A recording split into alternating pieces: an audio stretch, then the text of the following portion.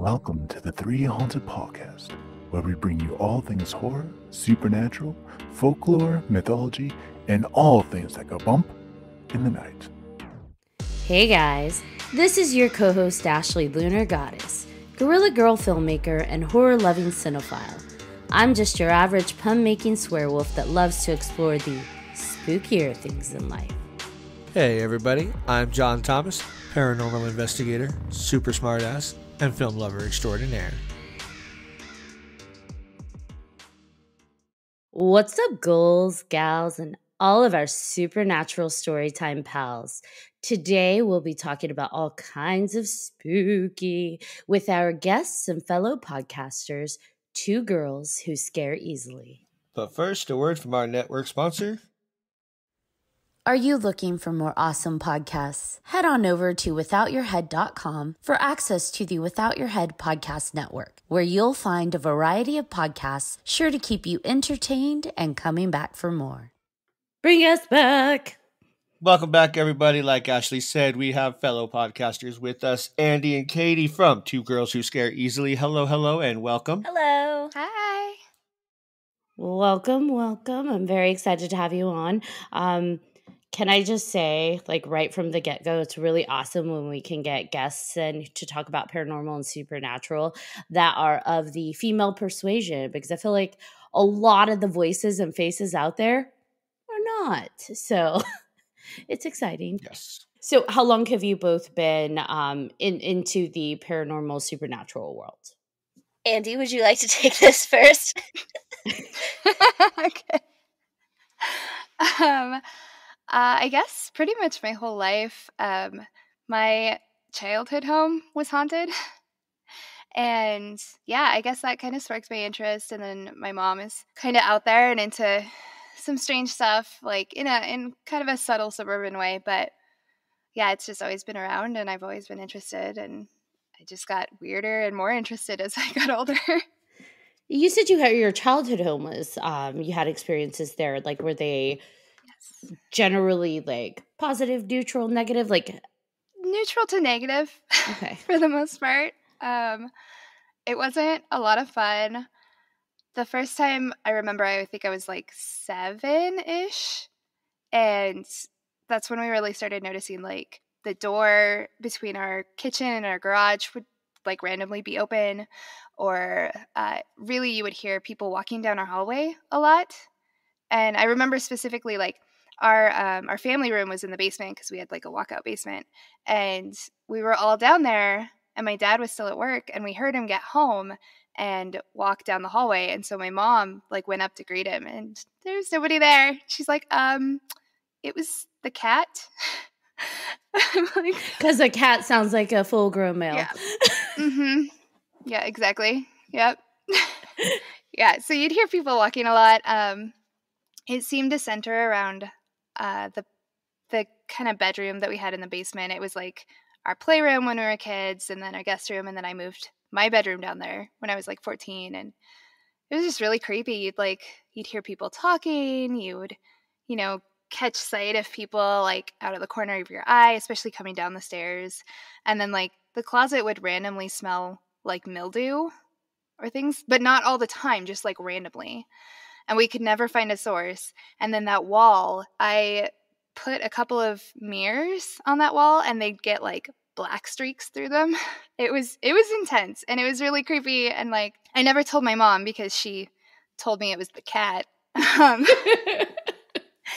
Until I was older. I was an adult and it came up and I started telling her all this stuff and she's like, why didn't you tell me? And I was like, you wouldn't believe me. And she's like, no, when you were 5, you were down in that room playing with your brother and you came running up the stairs going, Grandpa's here. And apparently I, at 5, was seeing an old man just check in on us and stuff around the house. I'm like, oh my God.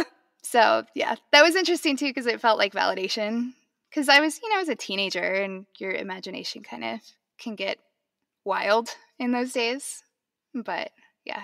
Is that home still in your family or is that long gone? No, my parents moved probably 10 years ago.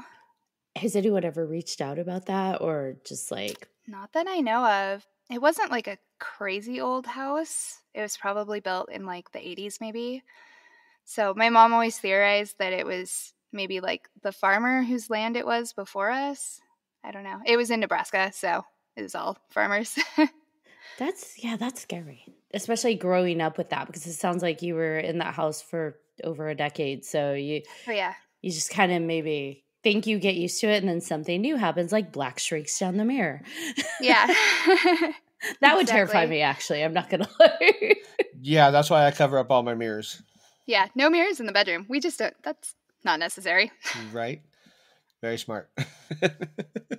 What about you, Katie? Well, okay, childhood trauma. And when I say that, what I mean, Andy starts laughing. So I didn't have any experiences as a child, but I sort of got introduced to the world on the back end where everything was bad because I grew up incredibly religious. My father was a pastor. And then my stepmother ended up, Andy, would you say joining a cult, or would you just say that it's Yes. cult adjacent? I'm going to go out on a limb and call it a cult. I think it's culty enough. Like, it was for sure a cult. Yeah. I just don't know how officially she subscribed to all of it. So I'm pretty sure it was joining a cult.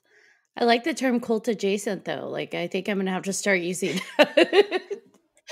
By all means. Because I was like, well, we never, like, moved to a commune, but we did a lot of the other stuff. So I don't know if either of you have heard of Rebecca Brown by any chance in your, like, sort of occult, paranormal, actual cult leadership. She is a colossal trip. I honestly, like, the name sounds familiar, but I can't place it. I'm like Googling it right now. Ask the Google. Yeah. So she's kind of lesser known, and I'm not sure why, because a lot of what she did is very much in the background now of a lot of satanic panic rhetoric. And she was hardcore satanic panic. She wrote, I think, He Came to Set the Captives Free. And there was another one called Prepare for War, were her two Air Bunnies true story books about being a doctor and rescuing a bride of Christ from the cult of Satan and then getting embroiled in all of this spiritual warfare. Turns out all of that was a lie and a complete hoax, and she was disbarred from being an MD, like she had her license revoked for gross negligence and abuse of patients, so that was super fun. But then she and her husband, Daniel Yoder, moved to Arkansas and opened up a church, in their words, and were preaching to everybody about the end of the world and that Satan was in everything, and here's a list of all of the stuff, and then how churches can get infiltrated by it and become fake churches. That was super fun. As she got into that, she ended up basically saying that I was possessed by the devil. I mean, naturally, right?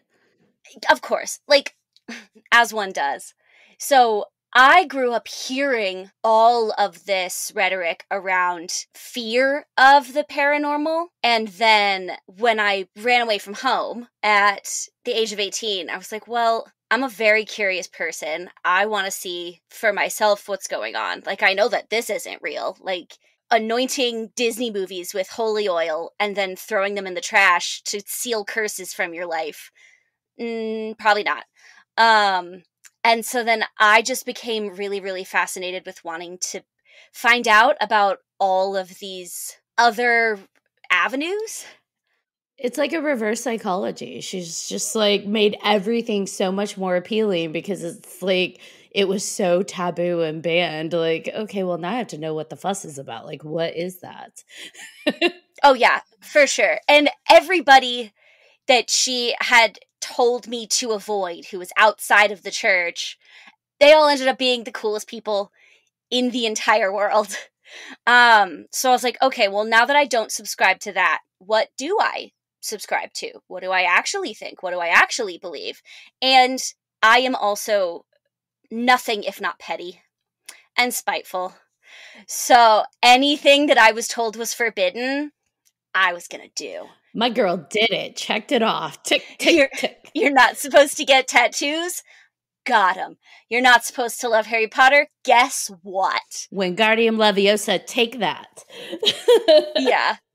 That led me to just sort of undo a lot of these internalized systems. And then that fed into looking at like nature worshiping stuff and like, okay, so then where did all of this fear stem from? And researching the Satanic Panic. And then I ended up working at a haunted restaurant, and I don't know, it was just like this series of individual cubes of an ice cube tray. And then the next thing you know, I was fascinated by all of it. And then I met Andy. And she was like, hey, you're a nerd. Do you want to be nerds together? And I went, sure. Why not? I love it. Almost word for word. Almost word for word. I love that. I looked up this Rebecca Brown and Reverend Daniel Yoder, and they are the Harvest Warriors. If you didn't know, yes, they are reviving the warriors of God, one warrior at a time.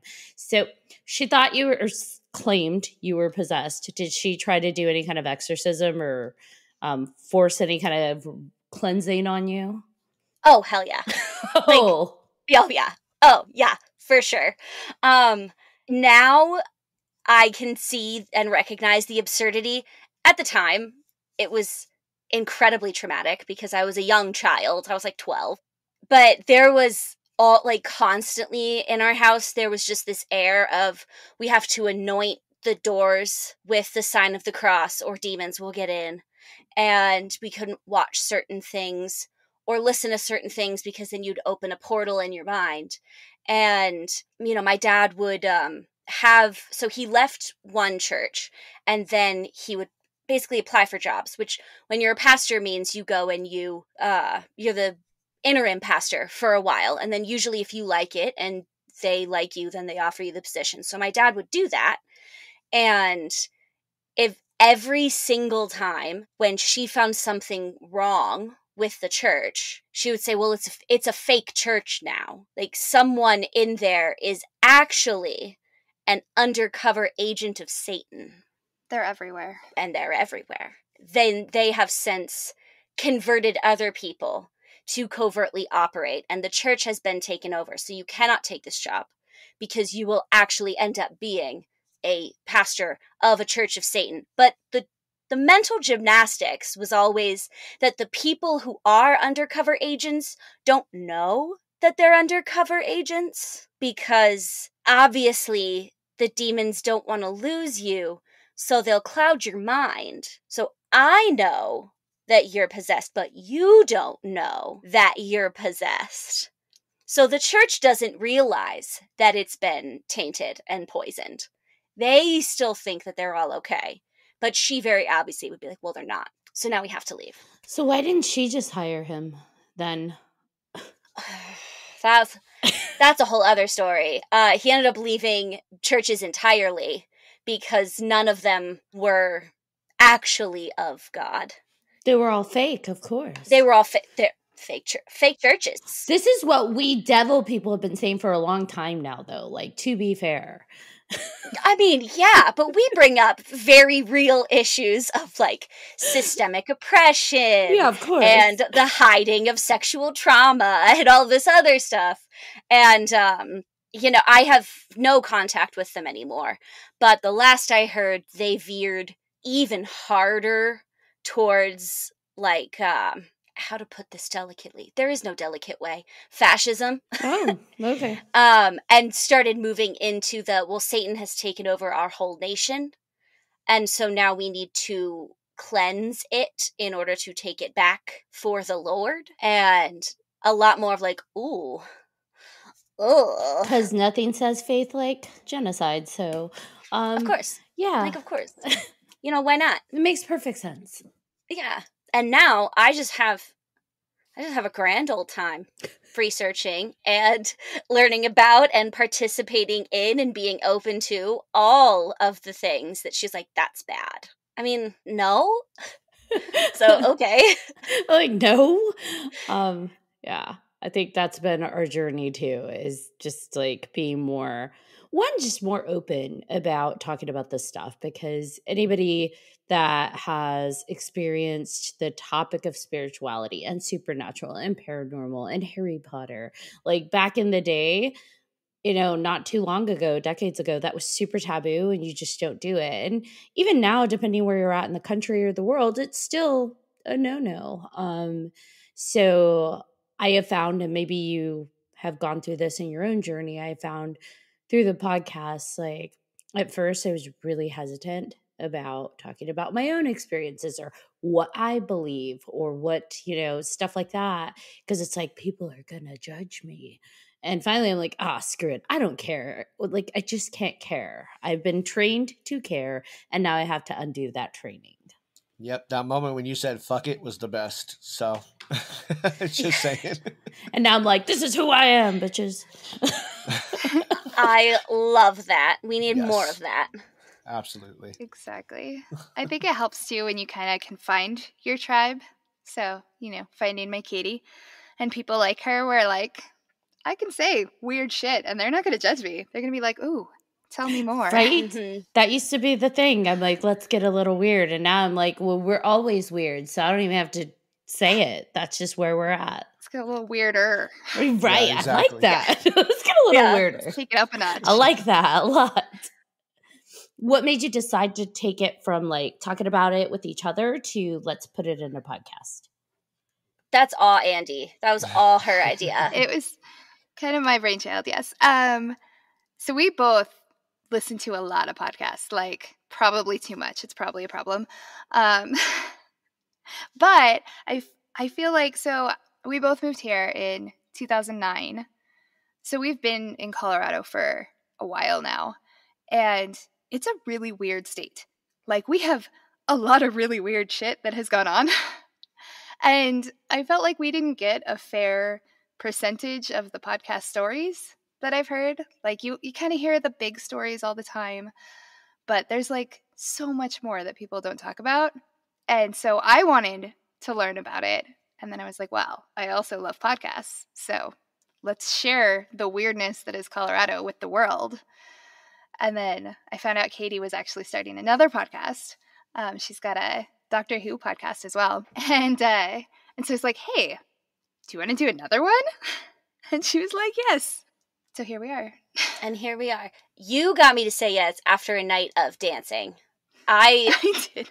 was high off the groove. I blame that entirely. So I looked up the your episodes, your content. I tried to listen to some before coming on, but I was really curious about what is the Hatchet Lady of Red Rocks. You don't know that story? I have not heard it, and you've never brought it up, Jonathan. That's because it was so well known that I figured you knew about it. So Obviously, I don't. obviously, That was a Katie story, so. So the Hatchet Lady of Red Rocks is an urban legend that apparently if you wander off trail at Red Rocks, you will get chased and threatened by a woman. Sometimes she has a head, sometimes she doesn't, holding a hatchet. And she will chase you down until you get away from her or out of her space. And there's various myths and legends about how she got started. Like, the most common one is that she was part of a family of white settlers, and when the land changed hands, she refused to go, so she moved into the caves that are up in that same region and stayed there until she became an old lady. And now, even in death, she never left. There's also variations on that theme. They all basically focus around she was a reclusive woman who may or may not have lived in a home or a cave. She may or may not have chased the suitors of her daughter away with a hatchet if she deemed them to be not good enough. And apparently she haunts it. And she doesn't show up to everybody, but she mostly shows up if it's assumed that you're up there fucking around. She's like the scary chaperone. Although, to be fair, I'd probably be that kind of mom too, that like, you fuck with my daughter, I'll chase you with a hatchet. Right? Yeah. So there was one that she actually did murder a guy and chopped him up, and that's why she has the hatchet. There's others that she was just crotchety and kids would come mess with her, and so then she would chase them away because she didn't want anybody on her property. On the one hand, I'm like, wow, that's a little extreme. And then on the other, I'm like, hey, shitty kids doorbell ditching you? I might act really scary and chase people away too. I mean, for sure, as long as she's not actually like butchering the children. To me, it sounds more like a fear thing. Like just, hey, you kids, get off my property. Yeah, it was a very extreme get off my lawn. Right? Yeah. Like growing up, when I was little, my mom and dad would tell me, we going up to Red Rocks, don't climb on the rocks because the hatchet lady, she'll get you. So it was just something to keep us off the rocks and try to not fuck around up there too. So. Mm-hmm. And there's some credit to, there was probably a reclusive homesteader who did live in that region until she was elderly. One of the families that has actually owned property in Morrison for a really, really long time, whose name I'm now blanking on. I said it in the podcast and my brain dumped it. They remembered like an old couple living in the area near them, but they're like, I honestly don't know what happened to them. And like, here's their names. And they found a headstone with that person's name in the Morrison Cemetery, which of course is now closed off to the population because teenagers were doing dumb things like defacing gravestones. Since we can't have anything fun, now we can't verify stuff. But even then, it's like, okay, so there was an elderly homesteader. She stayed on the property till she died. Red Rocks itself is very dangerous to climb on because the stones are so loose, which is actually why they said, don't climb on the rocks. And don't wander off because there's a lot of cliffs. Red Rocks is super dark. Can't really see where you're going very well. There's rattlesnakes. There's mountain lions from time to time. Speaking of mountain lions real quick, my favorite sign up there is if you see a mountain lion, punch it. What? Yeah, it literally tells you to punch a mountain lion. I'm like, are you kidding me? No, I'm running like a chicken and I'm going to die. You don't know. Okay. You don't run from a mountain lion. You're supposed to fight them. You're supposed to be very loud and be aggressive because if you run, they think you're a cat toy. Like, don't do that. That's why I said I would die if I ran. That's actually one of my brother's life goals is to like punch a mountain lion. In the wild? Because that's super mean to just like go into a zoo and be like, hey, come here. No. He's like when we're hiking. He's like, look, if we see a mountain lion, I got this. I gotta punch it. I've been prepared my whole life for this moment. Right? Life is short. Punch mountain lions in the face. That needs to be a shirt. Life is short. Punch mountain lions. It's one now. That's a Colorado exclusive. PETA's going to be all over us on that. Oh, for sure. She's going to find it at like the airport stores. Just punch a mountain lion. Yes. I went to Colorado and I punched a mountain lion. I like it. We should do it before it's out there. Right next to the Blucifer shirts. So, yeah. All hail Blucifer! Yes. So, Andy, what is the Denver Spider-Man? Oh, the Denver Spider-Man. So that was one of my stories. It was actually a true crime thing. It was back, when was that? The 1920s, I think? Now I'm blanking. But this man was found murdered in his home, and all of the doors and windows were locked. And, like, it's way back in the day, so they couldn't figure it out. And so, like, they searched the house and everything. His wife was in the hospital at the time. And so they could never figure out, like, how this man was, like, brutally murdered.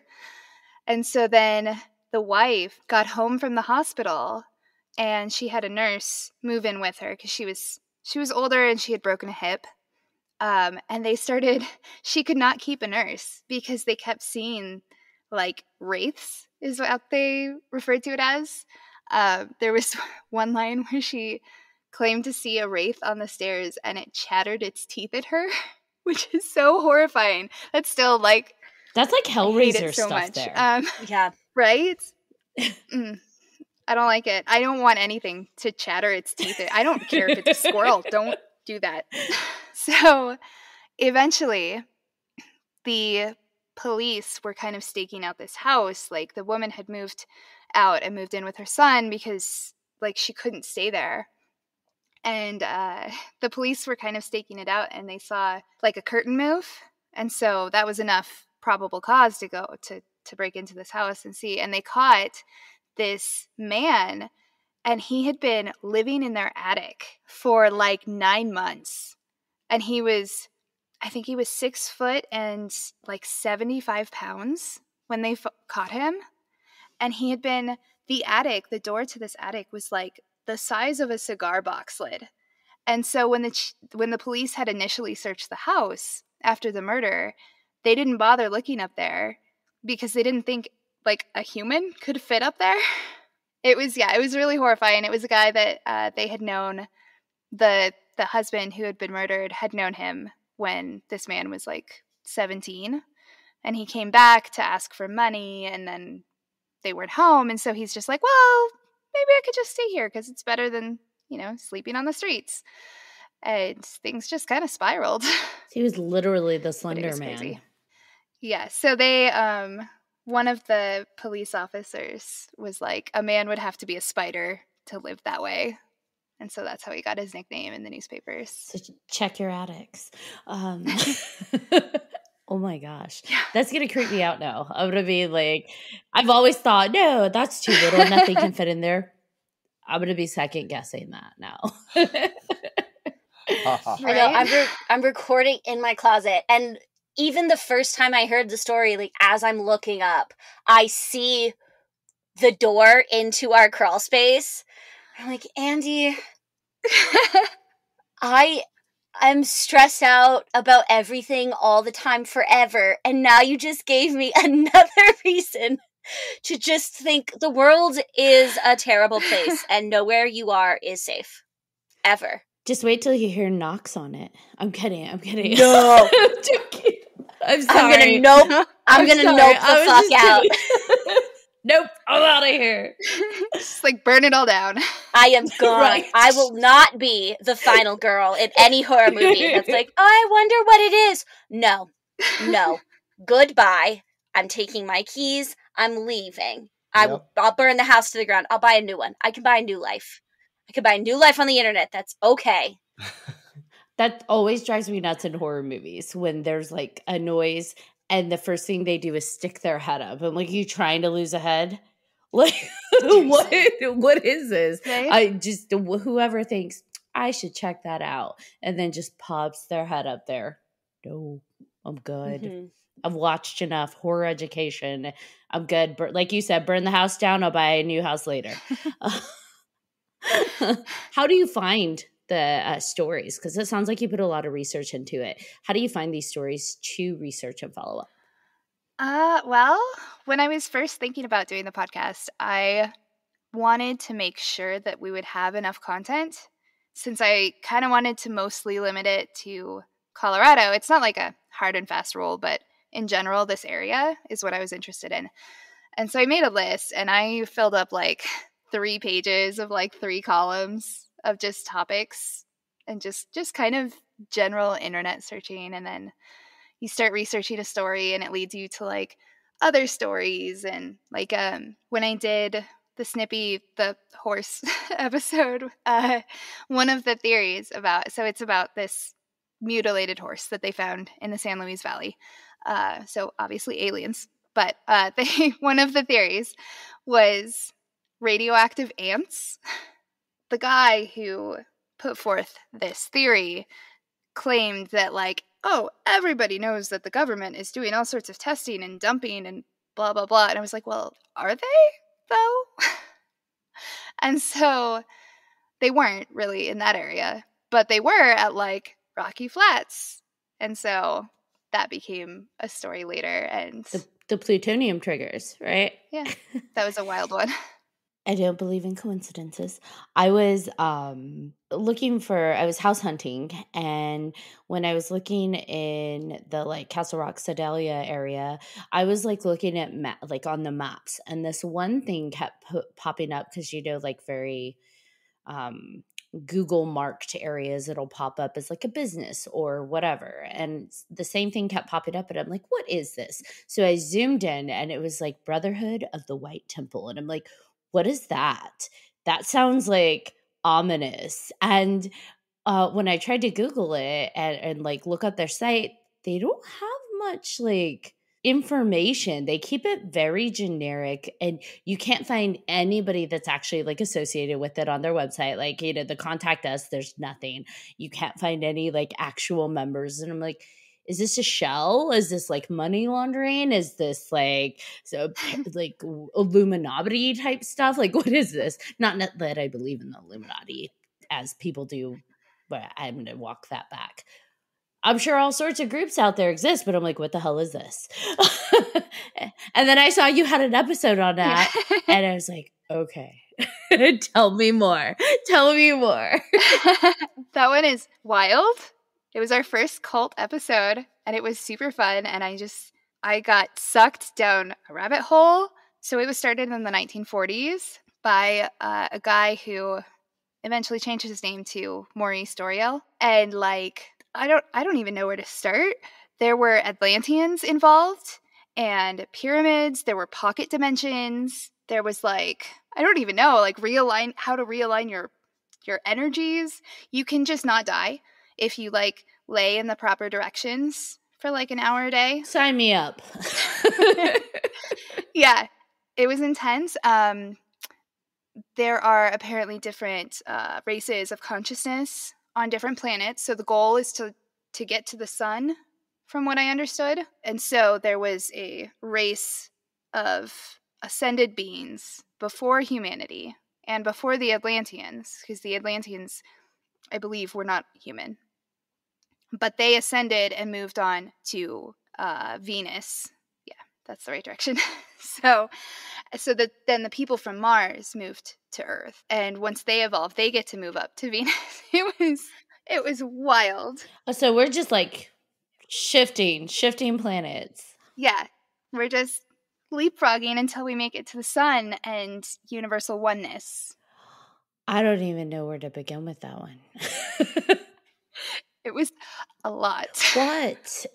So like, but like you said, like you can't really find anyone that's actually directly associated. Like I found a couple of people that like signed up for their newsletters and got like 2 of them, but it's still there. Like it's still in Sedalia. Have you driven out there like to see if it's active?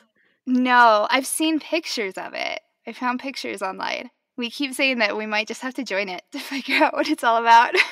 If it's a female membership, because it was kind of like hard to tell for me anyways. I think it is. And it's a correspondence church. So you just send them money and then they send you the course materials until you get like high enough up that you actually get invited in person to go. I want to go. I want to just, I do, but I don't, because it's like, am I going to become a sacrifice to the sun? Like, I don't know, but I don't know how I feel. I mean, I didn't hear any reports of abuse. But we don't hear anything about it, is the thing. Like, they are so secretive that anything that has come out is inherently biased because it's only their self-reported paraphernalia, and then there's just nothing else. He wrote a lot of books. They seem like they really have like a mixture of concepts too, because on like the front page of their website, it's like you have like almost like those pamphlets that you get at your door from like solicitors. You have like the Jesus pamphlets, but then like you also have these emerald tablets that are apparently created by like Thoth. And it's like, but he was an Atlantean priest, not an Egyptian thing. So it's just like, what are you guys doing? What is going on here? He was taking stuff from all over. He like wrote books about astral projection and the emerald tablets. You can actually find them online. You can read it. You read it. Did you learn anything? Did you ascend? Like, are you on Venus? I mean, I am at a higher vibration, I have to say. I thought so. Yeah, you can tell. So these emerald tablets, like, before they had to sink Atlantis so that the barbarians couldn't get there or something, they like took them to the Yucatan Peninsula in Mexico and put them in like a Mayan temple. And then this guy, Doriel, he like went and collected them, and then he went to like Tibet and whatnot and returned them to the Great Pyramid of Egypt. It was all over the place. And then later they're like, well, you don't have any stamps on your passport. And he's like, it was on the astral field, on the astral plane. Like, okay. So there are different entrances to, what is it? The Halls of Amenti, which is where like you access immortality, and like all of the ascended masters chill there, which is a pocket dimension. And there are like different access points, but one's in like, what was it, Oklahoma? One was in his hometown in Oklahoma. I mean, this sounds legit. Yeah. The other ones are like, yeah, the Great Pyramid and the Taj Mahal or whatever, like, and then Oklahoma. I mean, it's no contest there. I want to go to Oklahoma. Who wants to go to Egypt? Right? This is way easier. Yeah, this is just like, and they use so many different buzzwords. Like you have Church of Neophyte, but then you also have Fellowship of the Avatar. And it's just like, what is the concept here? Because then you go straight metaphysical on their dear seeker of truth. We're going to have divine illumination and cosmic consciousness. And I'm just like, they're all over the place. I think they really need to adjust their branding a bit, because I don't know where they're at. Apparently they're in Oklahoma.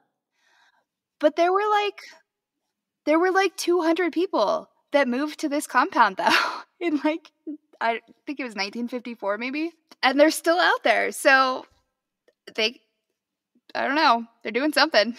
Yeah, I guess. Like they claim to be metaphysical, but it's like it seems like there's so much more to unwrap there. I mean, they're talking about the Kabbalah. They're talking about like, and maybe you can do all of that. They're doing Akashic record readings, but by making it so inaccessible, like we don't know who runs it, who's a part of it. It's just, I have no idea what this is. So I'm glad someone researched it, but don't be surprised if I call you when I'm in Colorado and I'm like, we're going on a road trip.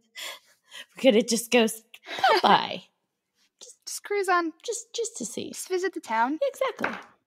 Yeah, I mean, why not? I mean, it's in Sedalia, right? So we just drive on by. Hey, guys. Yeah, how's it going? It's not that far. I brought you some muffins. Can I look around? Depends on what kind of muffins, though. Chocolate. Everybody loves chocolate. Yeah. I think. Not everybody. Speaking of places that you don't know what the heck they are, there's this place near me here in the Bay Area. And it caused a really big ordeal when it was being built here. It's a Sufi temple. It's Sufism reoriented. Funny thing is it was funded by the Cheesecake Factory owner. No. It was like a $20 million project, and it's a 66,000 square foot structure. Here's where things get a little weird. The way the buildings are shaped, they're circular. They're a bunch of big circles, all connected.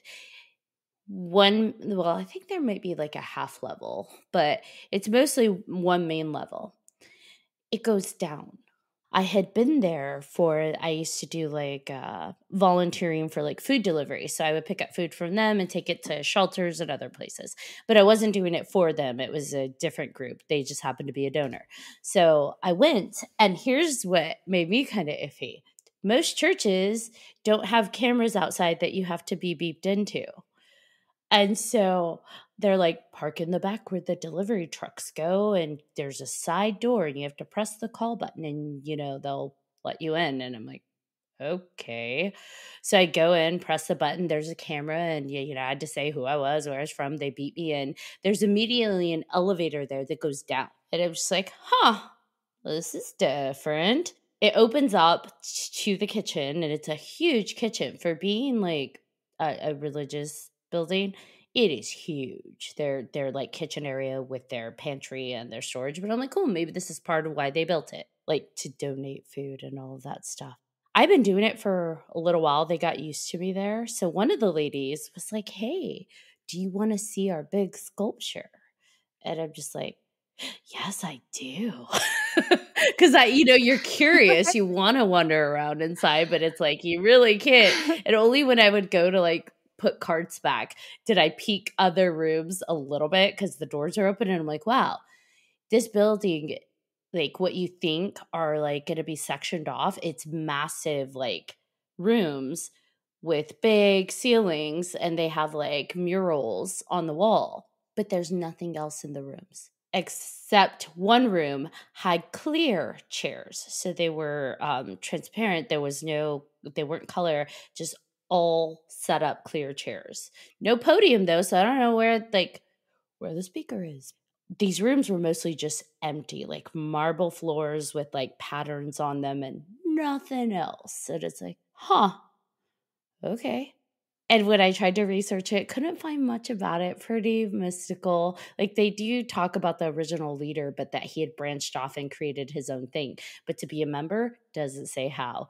There's not really clear like what that space is being used for. And it's huge, like big circle buildings. And so I go see this sculpture. This thing has to be at least 30 feet. There's like this stairwell that goes around it, and it's huge. And I forget what she called it. It was something like the Enlightenment of Man or something. And it's this beautiful statue of this male figure reaching up, and all around him, there's animals like snakes at his feet, fish at his feet, butterflies on his arm. Just like, it's beautiful. But I'm like, what the hell is this place? Like, that's amazing. Wish I could take a picture, but she was like totally watching me like a hawk. But I'm like, what the hell is this place? Like, what is this? And everybody was super nice. Never saw anybody under like 65 there. But I'm just like, this was a $20 million project. I've never seen anybody here other than like in the kitchen stuff. And you have this really large 30-foot sculpture. The rooms are pretty much empty. Like, what is this? I never understood, but they had someone. I don't know where he sat, but he manned the cameras and let people in and out. So, her face. I don't know. Sounds like you were getting pretty close to kind of being recruited. No, I'm just kidding. They showed you the statue, and Keith was joking about that. He's like, they're going to try and bring you in. I'm like, I kind of want them to, so I could just figure out what the hell this place is. I mean, at this point, yeah. They'd be like, do you want to be a member? Sure. Can I take a look around? So here's a question. If you become a member, because this is exactly what I would ask, is one of the perks of membership a discount at the Cheesecake Factory? Right? That's a fair question. Eternal salvation, fine. Crossing over into a transcendental, non-corporeal plane. Okay, cool. Yeah. But do I get like 25% off at the Cheesecake Factory? Because if not, I'm sorry. It's just, I'm out. That's not enough for me. Yeah. I'm done. I feel like cheesecake is a must. Yes. Oh, they probably have the best snacks at their meetings. Again, wondering, what in the world is this place? Like, a beautiful building, and the name doesn't, like, for me, give it away. Like, Sufism Reoriented. I'm like, I don't know what that is, some company. But when I showed up, the driveway, they have their own private parking lot, but the driveway is all marble. Wow. Later, I looked it up. I'm like, oh, it's a religious organization, but wow, they're loaded. They must sell a lot of cheesecake. You know, it's all that money from if you share an entree, we're going to charge you extra. That's how they built this organization. I'm telling you. We didn't know that is where that money went to, but now we know. It has been revealed. They're busted. So how many cults do you think we can join before like they start figuring it out and not letting us in? They'll never know. Right. Do you think they have like a call list? Y'all are serial cultists? Oh, you think they share like a list, like a membership list? Yeah, I'm like, is there like, yeah, you know, like how stories have like just the wall of people who bounce checks or whatever? Like, is there like a cult infiltration list we can get it put on? It's all really poorly taken photos of us with like our hands up, like, no. Or like really awkward, like fake mustaches. weird old Indiana Jones hats and everything else. Why not? You have to build it in, so it's like I'm a quadruplet. Yeah. That was my There's sister. 4 of yeah. us. There's 4. You only get 1. Right. But I was gonna say, but that only works 4 times, so you're screwed. you mean that other me? The Brotherhood or the White Temple? Oh no, that's not me. That's my sister. Mhm. That She's was insane. yeah. Can you believe she's part of that? It's How could crazy. she? And then they hold up pictures of us like, this looks nothing like you. This is a man. I'll be like, we're fraternal quadruplets. This is a man. Don't be sexist. Yeah. You don't know how we identify, okay? Yeah, you don't know me. You don't know me. Do you know how much of a power flex it would be, though, to say that we have been banned from X amount of cults? We've been banned from all cults. This is my new life goal.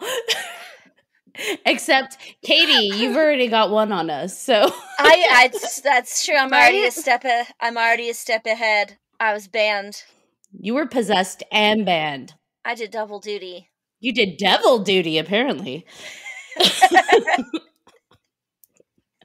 I mean, what can I say? I was a petulant and rebellious child who just wanted to read Lord of the Rings and learn Elvish, and I love you. not in my house, god damn it. I know. I've got all the Lord of the Rings and Harry Potter books, and I'm a devil bride, and I'm proud. Yeah.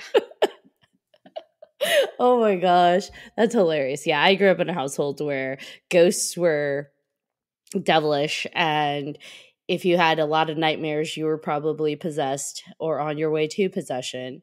And if you try to intervene on an exorcism, you're also possessed. It was like a whole thing.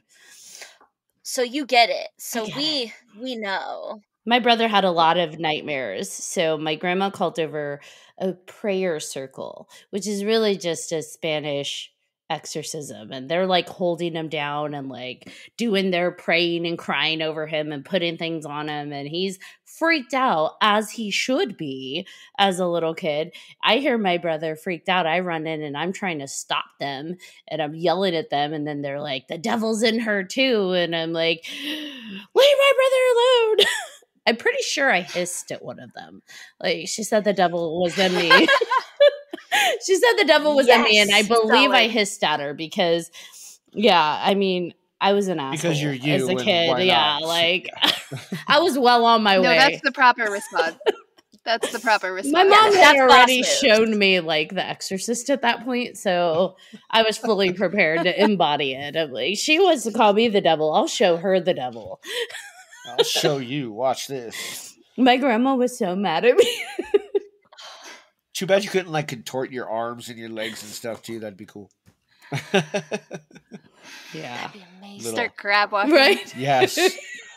Crab walking and hissing. If there was a place that you could go that you haven't gone to yet in Colorado to do a story on and to visit, where would you choose? Oh man, I don't know. I'm gonna go anywhere old because I guess I do mean to. I said I don't mean to always choose like the weird historical stuff, but I do. It's always an intentional thing. So there's definitely some like ghost towns in the mountains that I've never been to that I really, really want to go and poke around. Road trip, podcast, crossover road trip. That will be amazing. Like anytime. I think I would like to go see the UFO Watchtower. Where the hell is that? It's down. It's down by the sand dunes. I forget which town. Near, I want to say Alamosa. I don't remember though. Yeah, somewhere down there. This woman built like a UFO watchtower because it's like Dark Sky USA or something. They have like actual laws in place to keep the sky dark. Like you can't have lights after a certain time and blah blah blah. So there's like so many UFO sightings, and so she like built this watchtower. There's like this crazy garden where people will like leave stuff, and there's supposed to be like, I don't even know, vortexes, I think. It's insane. And like I have friends who have stories. It sounds really crazy and intense. I'm down. Let's do it. Let's go. Yeah, I just looked it up. I think Alamosa is where it is. Yeah. I totally just Googled it.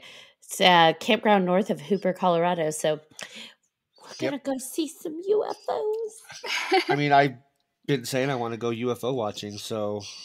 Oh, I see the things that you're talking about, like the little patches of offerings, I guess. Yeah, it's like it's like part art installation, part like, offerings. I've heard some really weird stories about it. It just seems wild and interesting. Says there's a sign that says there are 2 large vortexes located on the east side of the tower and 2 beings guard it. One of the vortexes spins clockwise and the other spins counterclockwise. Ooh, we should take a magnet to see if it does anything. Oh yeah, that'd be a super compass. cool. Yeah, yes. See like if there's any kind of reactivity, especially if they're saying one has different directions. Yeah. How cool! Look, I'm learning all these places from you. I'm just like adding this. I really, really, really want to go to the Black Monarch Hotel in Victor, Colorado. I've been there. I've been there a few times. Is it spooky?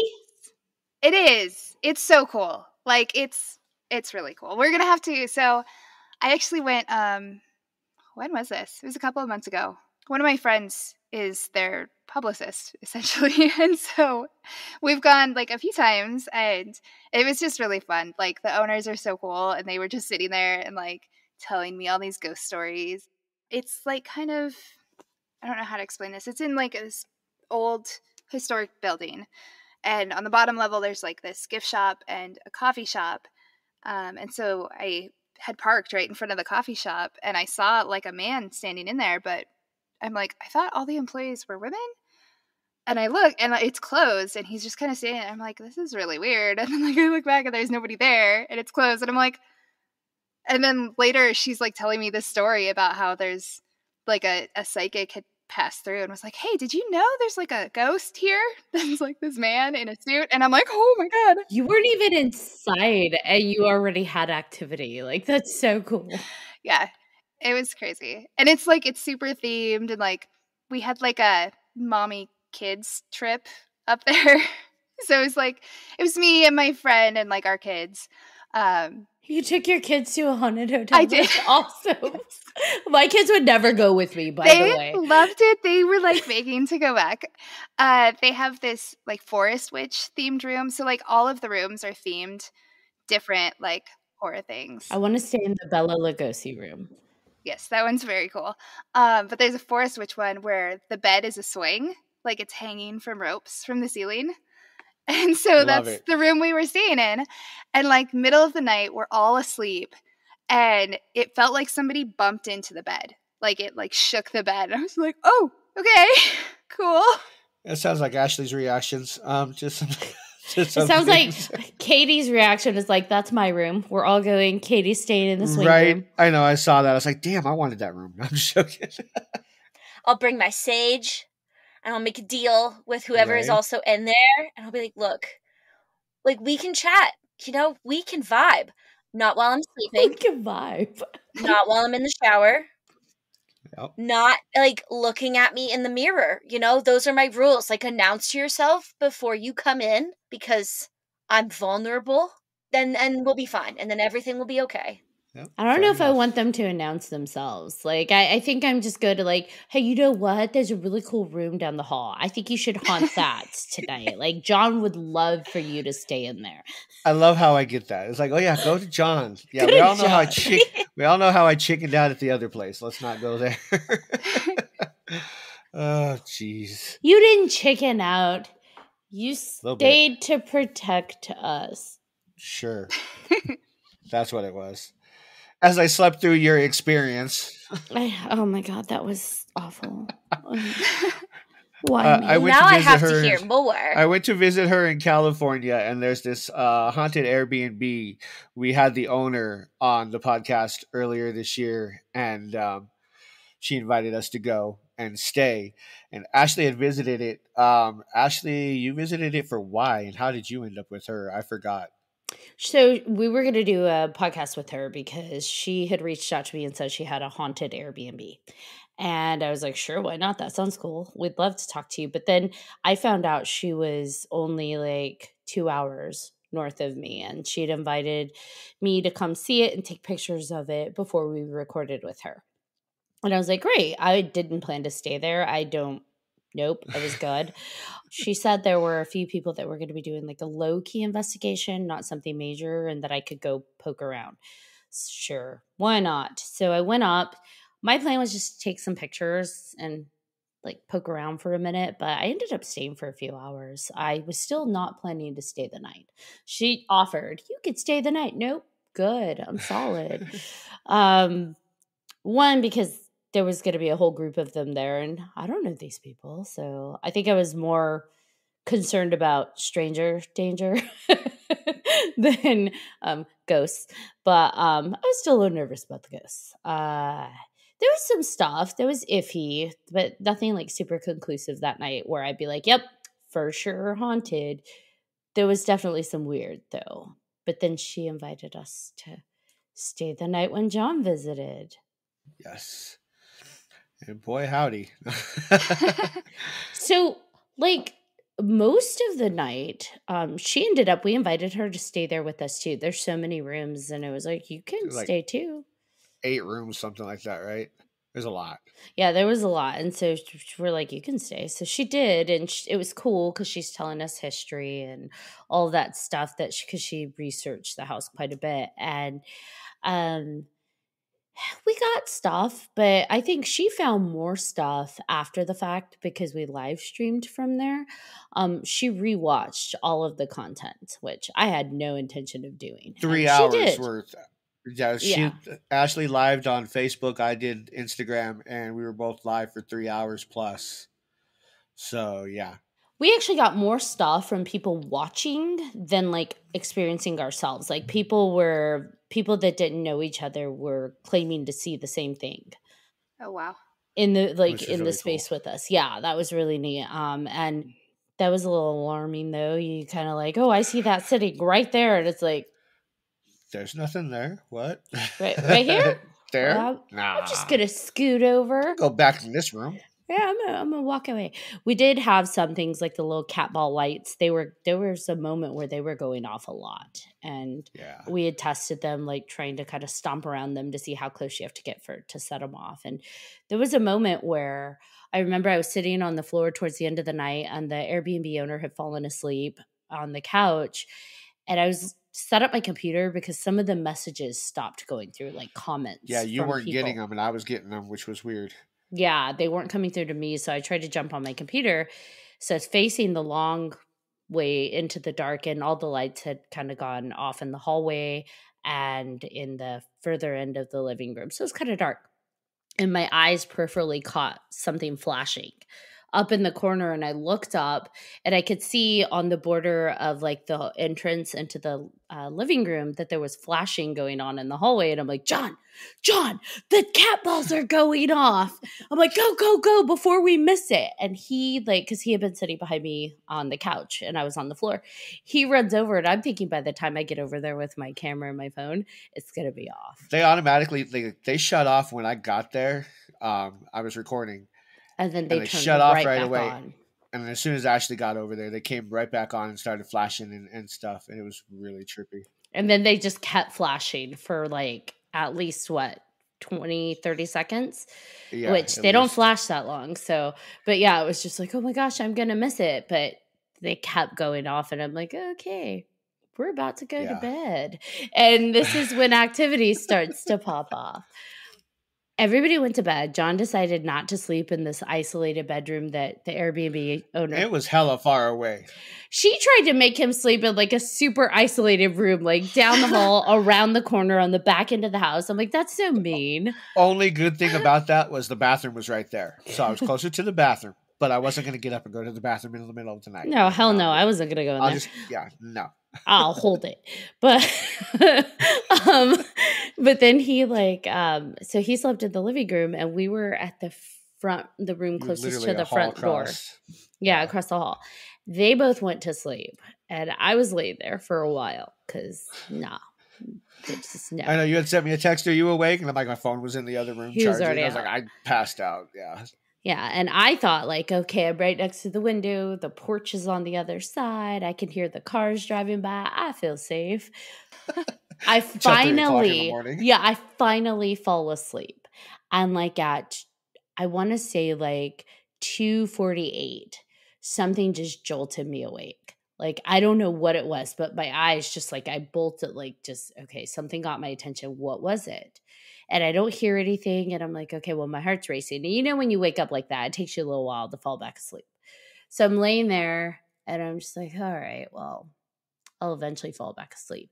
And I remember starting to get sleepy again towards like 3 o'clock. So it was like 15 or 12 minutes later. And then I heard something pop really loud in the front yard. But it would have been inside the gate because she has the whole thing gated off. And I'm just like, that was weird. What was that? And I'm thinking, well, I don't know. It doesn't matter. It's something. It's a loud pop. I don't know. But then shit popped off, literally. I started hearing walking on the porch. And this is like a wraparound porch. Yep. And I'm right by the window. And I hear walking from the far end, coming right by the window. Don't see a shadow, by the way, right by the window and behind. Because I can, the way the room was, you would catch the front and then the side porch. I can hear it just like someone walked from one end all the way around. And I'm just like, oh no. I'm thinking it's a real person. And then I hear it go back around. And so I throw my contacts on because I didn't have my contacts on, but I'm like, there's a person out there. So I'm like putting my contacts on really fast. And I sit up and I like peek out the blinds because it's right there. I'm like, I'm going to see somebody. Nobody's there. And I'm like, okay. So I lay back down and I start to hear more and more walking back and forth. But now it's not just one set of feet walking. It sounds like this porch is popping. There's just people walking back and forth and nobody there. And I'm just like, I thought I was so safe next to this window.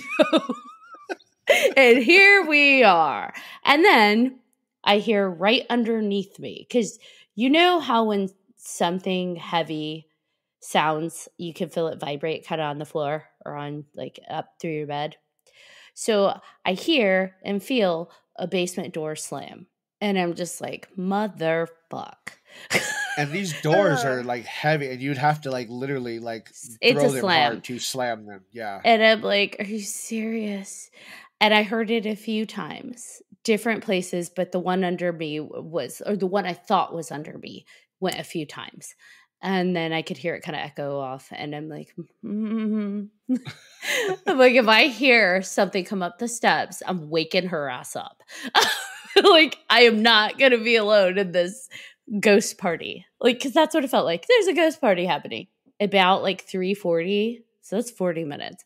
It all just chilled out. It got quiet. And at some point I fell right back. I fell asleep. I don't know how. But after that, I fell asleep till like 6 a.m. But that freaked me out. So when I talked to her about it the next day, she's like, the door right under you? I'm like, no, like literally it felt like the bed. Like it felt like it would be a door right underneath us. And she's like, that's weird. Come with me. So we go to the basement into the section that's not finished. And she's like, so where you're talking would be right there in that corner. There's no door there. And I'm like, oh, well, maybe I misheard things. She's like, but that was where the door would have been back in the mining days into the speakeasy. That would have been.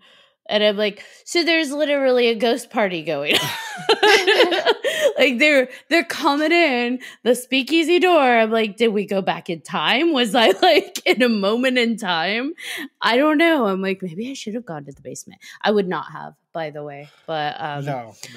That's not my style. Remember, I don't poke my head through ceilings. I don't go where the noise is. But I was half tempted to leave the house.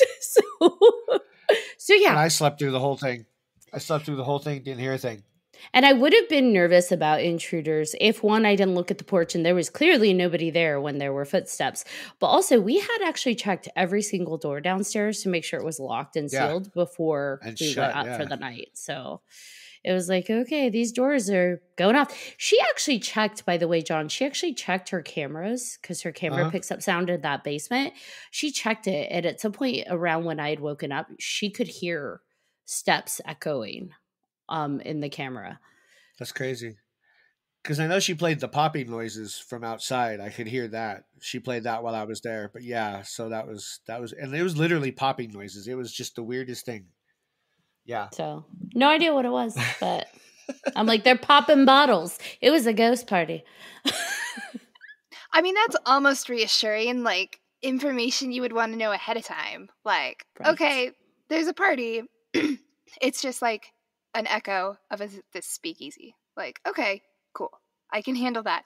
When it's just like mystery doors, that's Right. I hate that. I hate Yeah. it. And I feel like, and I guess maybe that's one of those things you don't think to tell people, like, there would have been a door here. But like, for me, it's just like, well, now I don't know. Now I think I'm crazy. It's just like, actually, there was a door there back in the day that goes into the speakeasy. There would have been an entrance here and here. And it's like, oh, so I heard a ghost door.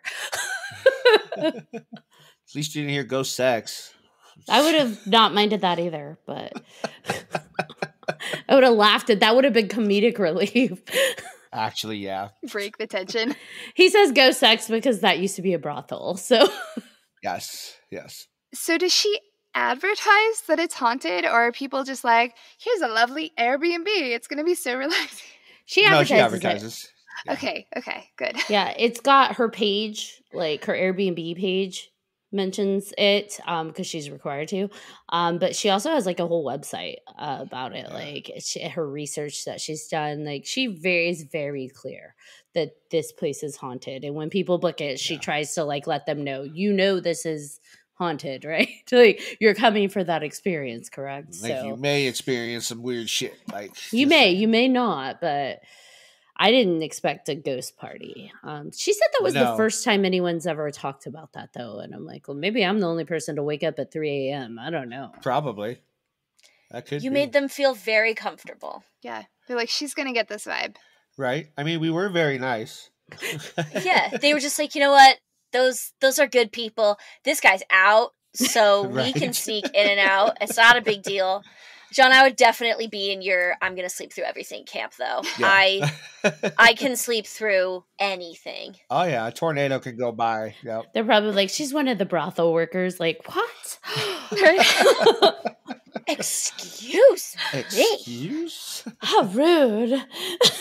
Rude. Also, thank you. I know, right? Right. Like, I'm flattered, Ashley, but what? don't play that. Yeah. Ashley, don't play that. Sorry. Although the idea of a sex demon ghost there was kind of cool. That was the one thing. That was in my room. Just saying. That's the room that I was supposed to stay in. She kept calling it a sex demon. And she said that someone had, one of her residents, because part of it is like an apartment she is sectioned off Trying to and rent out, actually yeah. rents out. And she said a few of her tenants had talked about, or one of her tenants had talked about being accosted in the middle of the night by something. And the girlfriend woke up and saw it. It was like, what the heck is happening here? And then like other people that have investigated it felt like they were taken over by something, and they had this urge to like get busy in a very like aggressive manner. So I'm just like, hey, I could be down with that kind of ghost. But just kidding. Yes, but we weren't calling it a ghost at that time. Yeah, she was calling it a sex demon. And so when I started talking about it, I was like, no, we're cutting the demon part off. yeah, like our what is that machine again? I always call it the wrong thing. It's not an EKG. Which- EVP? EK? EMF? EMF. Yeah. Yes. K2. Yeah. I was called it the wrong thing. The K2. All the letters. You know I'm down with OPP. But yeah, that thing, it kept going off. And so I just was joking, and I'm like, okay, you're not a sex demon. Can we call you a sex ghost? And it would just go off. And anytime we referenced the sex ghost, it would just go nuts. Green to red. It was crazy. I was like, so the sex ghost and I, we connect. We're there. Yeah. It's like, she's down. She's down to party. Right? Yeah. through the spirit box that she had. We had our names called through the spirit box too. Ashley's first, then the owners, and then mine. I heard Ashley's and the owners, and that was in the sex ghost room. So yeah. The live then I stream didn't hear people heard mine. it too. Like that's Yeah. what freaked me out. Like she had turned it on and it was like Ashley. And I looked over and I'm like, did that just, and one of the people commented, that just said Ashley. And I'm like, oh hell no. Turn it off. Nope. I don't want to play this game. Right. You don't have permission to use my name. I don't, like, John's the paranormal investigator, one of us. Like, I've had, like, I grew up with paranormal experiences in my real life, like, not hunting at life. And so for me, I don't go chase it. Like, we don't go chasing waterfalls. But I was just going to do that. Thank you. but he does. And so doing this was a big step for me to be willing to knowingly stay in a home that is claimed to be haunted. So yeah, for me to hear the ghost party, I'm like, go figure. But sex ghost made it, okay, I guess. Okay, I guess. Sex ghost didn't make an appearance, so that's all right. That you know of. You sleep through anything. Oh, Lord. Oh, no. We didn't put the camera on you. We don't know. I did have weird dreams. No, I'm just kidding. I'm kidding. No, you're not. So, yeah. So, I think we should do the Black Monarch. And, John, you can stay in the Lizzie boarding room. That's fine. There's another one I want to do called the Hand Hotel. That's in South Park. It's literally, their last name was Hand. But it's an 8-room hotel. And they rent out the rooms hella cheap, and every room's got some kind of activity in it. Neat. Yeah. That's amazing. The Victor Hotel in the same town as the Black Monarch is also super haunted. Yes. We did talk about going somewhere that has like 2 haunted locations and setting up in both to see if like we can connect the 2 somehow. But, that'd be neat. Yeah. And we would need more than, us. It's like when you go to those science museums and they have the concave yes. On one side and then the other, and you can whisper things like, hey, poopy fart. Exactly. We'll see if we can poopy fart the hotels. I feel like that would be funny to see if they like actually start talking to each other. So that would be so cool. We actually had an EMF the last time I was at the Black Monarch. And I kept getting all excited because it'd go off, and then I'm like, oh, no, it's next to my cell phone. Damn it. Yeah, we had that problem. Mine, too. My phone kept doing it. That's what I would test, too. Like, we realized his phone was too strong, so we kept him away from it. Mine, as long as I was at a certain distance, was fine. Because I'm super skeptical about those things. Like, when her device said my name, part of me was like, did she pre-plug my name in there? Like, because it's on her phone, right? It's not like an old school radio box. It's on. It's was it her phone? App. I thought it was the. No, it's the Necro app or whatever. Oh, that was the loud ass.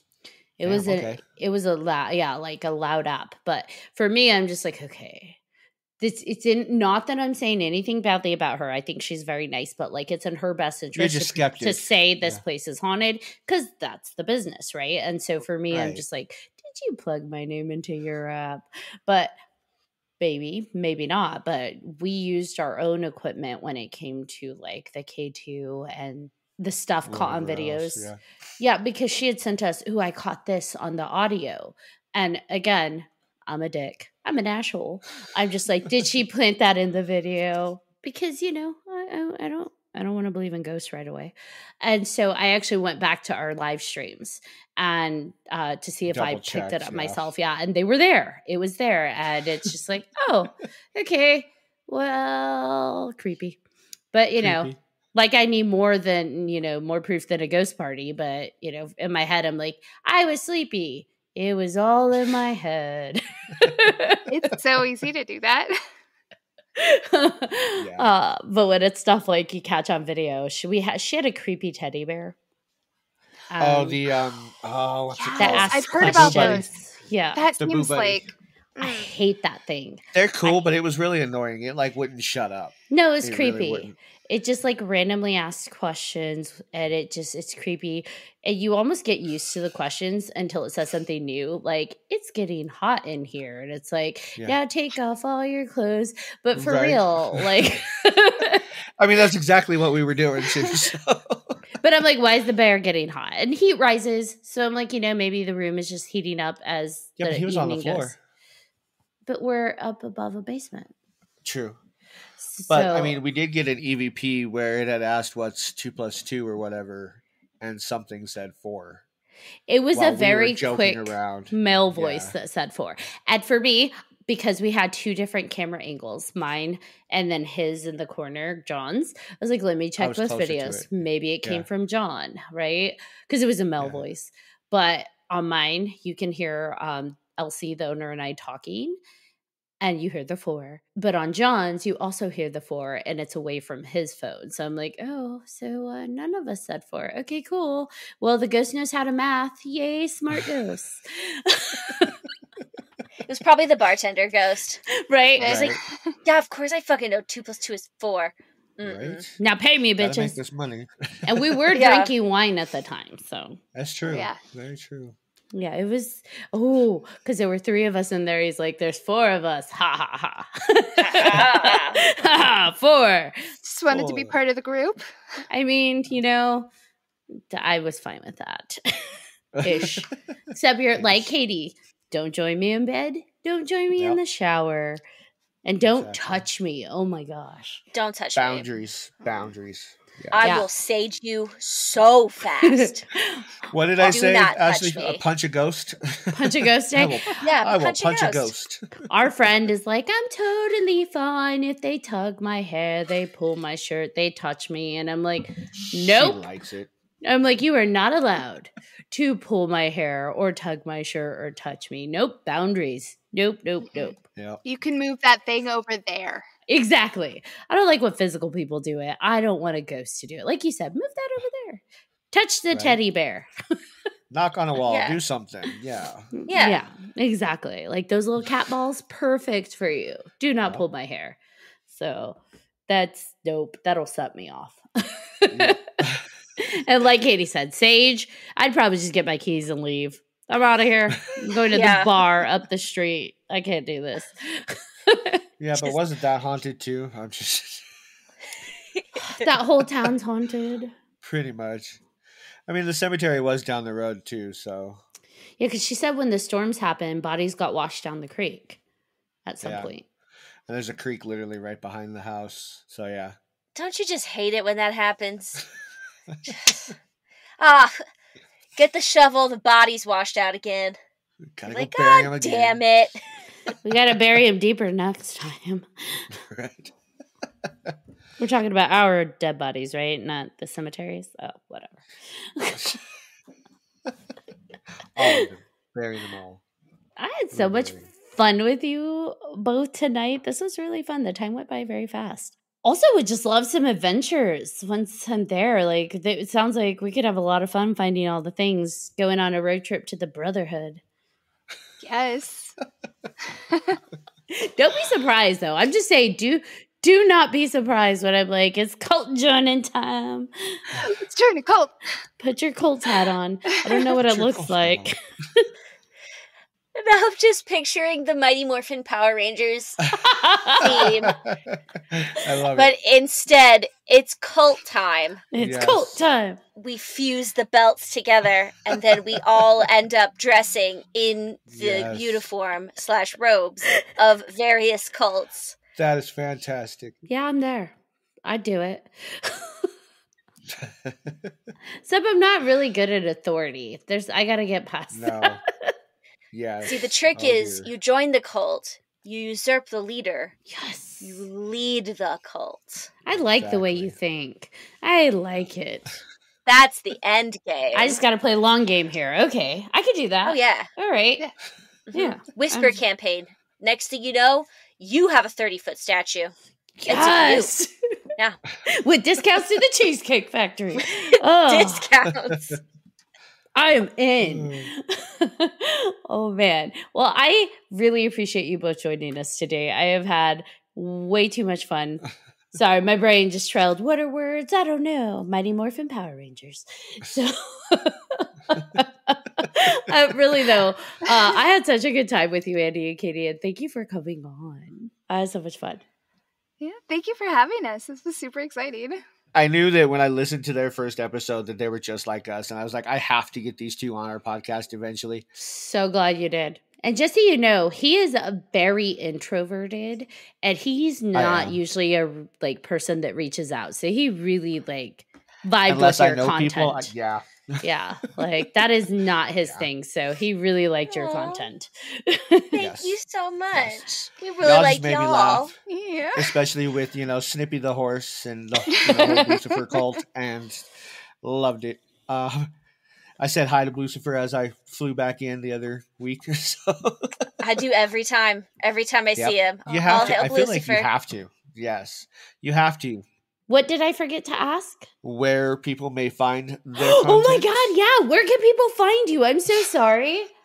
Let's back it up. So, Andy, Katie, because you're so amazing, where can people tune into your amazing podcast? We are on all of the major platforms, Spotify, Apple, what have you. We are Two Girls Who Scare Easily with the number 2. We're also on Instagram, same tag, Two Girls Who Scare Easily. Or you can email us directly at twogirlswhoscareeasily@gmail.com. Also with the number 2. Thank you. Yes. Go subscribe to their content. Their episodes are amazing. They do a lot of research on what they talk about, and they're just really cool. If you couldn't tell by now, then yeah, you weren't paying attention. Go give them a follow and a like and listen. Yes, especially if you're interested about stuff, in Colorado. There's stuff that I didn't even know, like Ashley said earlier, stuff she didn't even know, like the Hatchet Lady and all that fun stuff. So check them out. Yes. And now I'll bring us home. Thank you. You're welcome. How do I do it? Oh yeah, just kidding. I forgot for a second. Sorry, brain fart. Thank you again for coming on. This has been an absolute blast. And thank you to all of our listeners for listening to this episode of 3Haunted Podcast with your host. I'm John Thomas. I am Ashley Lunar Goddess. And if you have any questions, comments, episode suggestions, or sometimes I throw in concerns, feel free to email us at 3hauntedpodcast@gmail.com. And if you haven't done so already, you better follow, and subscribe to ours and the Two Girls Who Scare Easily podcast, because you don't want to miss one amazing moment. Until next time.